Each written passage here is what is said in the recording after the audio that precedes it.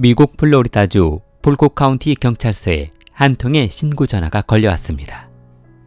전화를 건 사람은 젊은 남성으로 보였는데 어머니와 잠시 다투던 중 어머니가 갑자기 한 손에 시카를 쥔 채 목에 대고 자해하고 있다며 빨리 와달라는 말을 했습니다. 2024년 8월 20일 911은 남성의 신고 전화를 받고 현장으로 출동했습니다. 그러자 집안에는 30대로 보이는 여성이 목에 칼이 꽂혀 있는 채로 사망해 있었는데 경찰이 조사한 바에 따르면 그녀는 아마도 자상으로 인한 과다출혈로 사망한 것 같다고 했습니다. 그런데 사건을 조사하던 경찰은 한 가지 이상한 점을 발견했습니다. 신고한 남성은 올해 17살인 이제 막 고등학교를 졸업하고 대학에 진학 예정인 콜린이라는 학생이었고 사망한 여인은 그 학생의 어머니였는데 어머니가 죽어 있는 집이 자신의 집이 아닌 친정어머니 집이었다는 점에 주목했습니다. 사망한 장소가 자신의 집도 아니고 아들은 왜 또 외할머니 집에 와 있는 것인지 모든 것이 의문투성이었습니다. 고인은 올해 39세인 캐서린이라는 여성이었는데 신고자인 아들의 진술에 따르면 할머니 집에 놀러 왔다가 어머니와 말다툼이 시작되어 한바탕 싸우고 나더니 어머니가 갑자기 주방으로 달려가 시카를 목에 대고 말을 듣지 않으면 이대로 끝내겠다며 협박했다는 것이었습니다. 아들은 어머니를 말리려고 달려들었지만 이미 늦은 상태여서 손을 쓸 수 없는 상태였다고 했습니다. 경찰은 아들에게 집 소유주가 그 당시 집에 있었냐며 물었으나 할머니는 외출 중이어서 집안에는 어머니와 자신뿐이었다고 했습니다. 경찰은 아들의 진술만 믿을 수 없어 경찰서로 소환해 그 당시 상황을 조금 더 조사해 보기로 했습니다. 그러자 콜린은 자신은 변호사를 선임한 권리가 있지 않냐며 물었고 그의 요구대로 변호사와 함께 조사실에서 조사가 시작되었습니다. 경찰은 할머니 집을 조사하던 중 주방에서 어머니가 사용했다는 길이가 12인치 30cm나 되는 피 묻은 칼을 발견했습니다. 경찰은 확실한 사인을 알아내기 위해 시신을 부검실로 옮겨 더욱 정밀한 조사를 해보기로 했습니다. 조사를 마친 부검인은 월요일에 조사 결과를 발표했는데 어머니 자신이 스스로 목에 칼을 찔렀다는 진술과는 조금 다른 결과가 나왔습니다.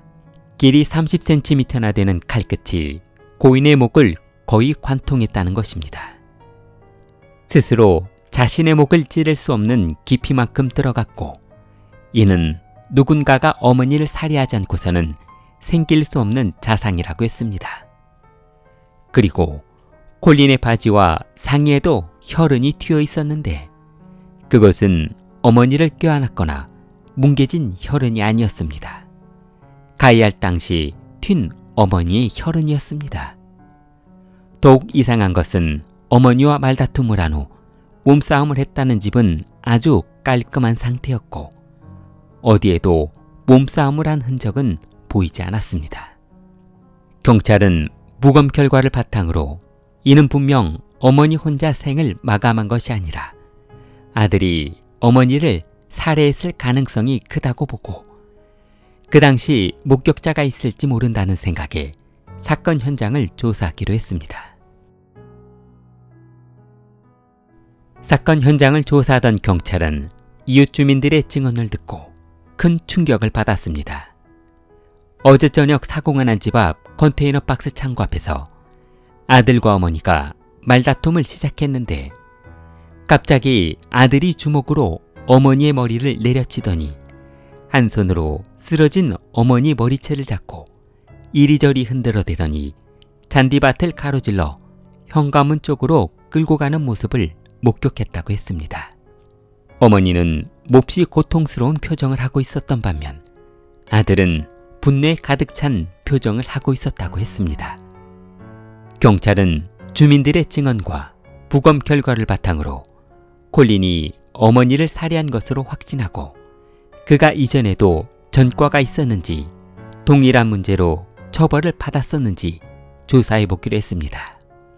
그러자 콜린은 2023년 9월에 어머니를 살해하겠다며 협박해 경찰이 출동한 경험이 있었으며 11월에도 동일한 문제로 출동한 경찰에 검거되어 경찰서로 끌려간 적이 있다는 것을 알아냈습니다. 그는 2024년 2월에도 어머니를 협박했던 기록이 남아 있었는데 그때 당시 어머니를 죽이겠다며 협박했던 이유는 다름 아닌 어머니가 자신을 컴퓨터 게임을 못하게 했다는 이유였습니다. 단지 게임을 못하게 했다는 이유로 어머니를 구타하고 살해하겠다며 협박한 것이었습니다. 콜린의 이런 충격적이고 비인간적인 행동은 어머니에게만 표출한 것이 아니었습니다. 1년 전인 2023년 2월 14일 그는 아버지를 총으로 쏴 살해했는데 콜린은 경찰서에서 조사가 시작되자마자 변호사를 선임해달라며 변호사와 상의한 후 진술을 시작하겠다고 했습니다. 당시 나이 16세였던 콜린은 경찰서에서 진술하기를 아버지와 싸우게 된 이유는 아버지가 일을 마치고 집으로 돌아왔는데 콜린이 컴퓨터 게임만 하고 있자 화가 난 아버지가 게임을 못하게 했다고 했습니다. 분노를 참지 못한 콜린은 아버지에게 대들었고 잠시 아들과 몸싸움을 하고 있던 아버지는 주방으로 달려가 식칼을 들고 들어와 자신을 죽이려 했다며 살기 위해 어쩔 수 없이 권총으로 아버지를 쐈다고 진술했습니다. 경찰은 그럼 무서워서 아버지를 총으로 쐈다면 위협사격으로 허벅지나 팔 같은 생명에는 지장이 없는 부위를 쏴야 했을 것이지 왜 두 발을 쏴서 아버지가 사망하도록 방치했냐고 묻자 그는 생명의 위협을 느껴 워낙 다급해 어쩔 수 없이 정당방위로 쏠 수밖에 없었다고 했습니다.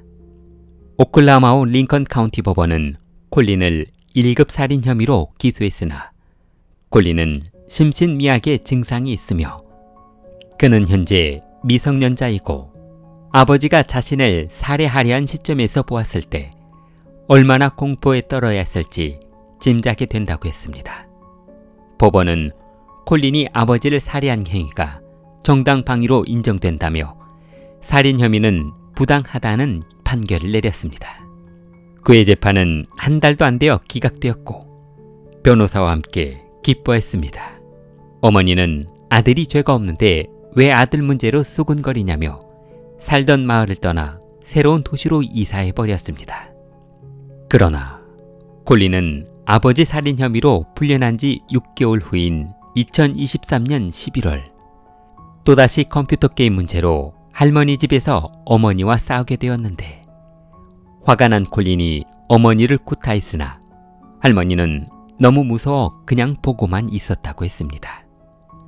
손자의 구타가 날이 갈수록 심해지자 2024년 2월 10일 할머니는 딸에게 자신도 언제 손자에게 구타를 당할지 모르겠다며 무서워서 이사를 가는 게 좋겠다며 딸을 설득했습니다. 그러나 딸은 아들이 사춘기라서 그러니 이 시기만 잘 넘기면 괜찮아질 것이라며 그냥 그대로 살겠다고 했습니다. 할머니는 손자가 어머니에게 했던 말이 너무 섬뜩해 하루라도 빨리 집을 떠나고 싶어 했습니다. 손자는 어머니와 싸우던 당시 격한 말투로 너는 아버지가 죽은 1년 기념일에 맞춰 죽여주마 라는 협박을 해 할머니는 너무 무서웠다고 했습니다.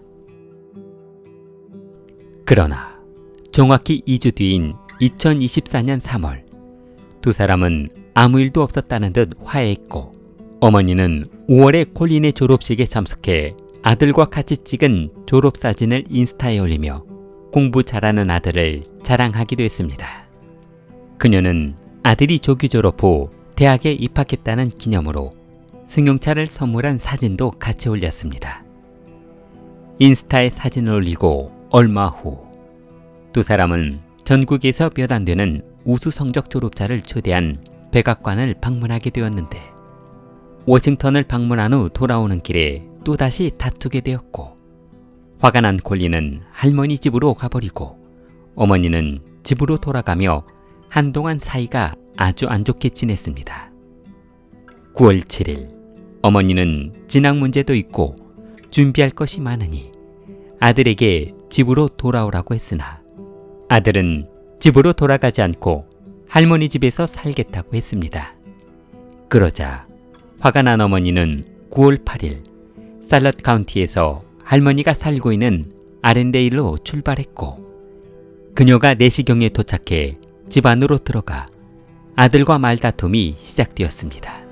화가 난 아들은 집 밖으로 나가버렸고, 그 뒤를 따라 나온 어머니와 할머니 집 컨테이너 박스가 있는 앞에서 말다툼이 시작되었습니다. 참지 못한 콜린이 어머니를 구타했고, 쓰러진 어머니의 머리채를 잡고 집 안으로 끌고 들어가 주방 바닥에 꿇어앉혀 30cm나 되는 식칼을 집어들어 어머니의 목을 찌른 것이었습니다. 칼은 어머니의 목을 관통했고, 분노에 찬 아들은 머리채를 잡았던 손을 놓으며 어머니를 바닥에 쓰러뜨렸습니다. 그리고 생각에 잠긴 콜린은 1년 전 아버지 사건을 처리했을 때의 기억을 떠올렸습니다. 정당방위, 그리고 심신미약, 정신불안으로 그동안 약을 처방받아 복용하고 있다는 증거만 제출한다면 미성년자인 자신이 처벌받을 일은 없을 것으로 판단했습니다. 2시간 뒤 결심이 선 콜린은 9.11에 어머니가 자신과 말다툼한 후 자해를 하다 피를 흘리며 쓰러졌다고 진술했고, 잠시 후 9.11이 도착하자 아들이 신고한 내용처럼 어머니가 주방 바닥에 피를 흘리고 쓰러져 있었습니다.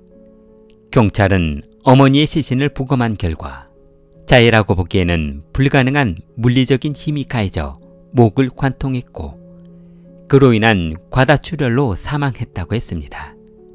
그리고 아들은 어머니를 살해하기 하루 전 인스타에 내일 어머니를 살해할 것이다 라는 글을 남긴 것을 발견했습니다.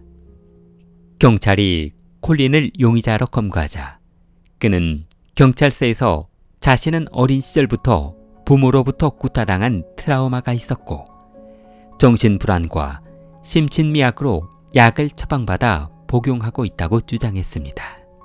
그러나 그는 아직 처방에 대한 증거를 제시하지 못하고 있는 상태이고, 올해 17세인 그는 미성년자 처벌법이 아닌 성인 재판을 받을 예정입니다.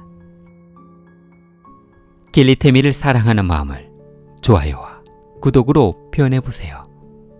길리테미였습니다.